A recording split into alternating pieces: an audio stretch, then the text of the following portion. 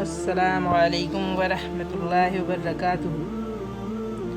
عشری رضی اللہ عنہا سے آپ نے فرمایا کہ نبی کریم صلی اللہ علیہ وسلم بیمار ہوئے اور جب بیماری شدت اختیار کر گئی تو آپ صلی اللہ علیہ وسلم نے فرمایا کہ ابو بکر رضی اللہ عنہ سے کہو کہ وہ لوگوں کو نماز پڑھائیں۔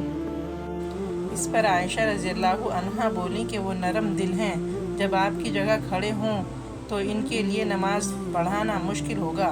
آپ صلی اللہ علیہ وسلم نے پھر فرمایا کہ ابو بکر سے کہو کہ وہ نماز پڑھائیں۔ عائشہ رضی اللہ عنہا نے پھر وہی بات کہی۔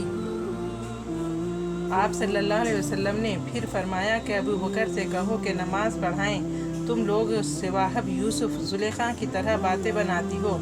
آخر ابو بکر صدیق رضی اللہ عنہ کے پاس آدمی بلانے آیا اور آپ نے لوگوں کو نبی کریم صلی اللہ علیہ وسلم کی زندگی میں ہی نماز پڑھائی۔ اے اللہ، میری آج کی غلطیوں کو معاف کر دے، مجھے کل کی غلطیوں سے بچا لے اور مجھے آئندہ ہونے والی غلطیوں سے بچنے کی توفیق عطا فرما، آمین یا رب العالمین۔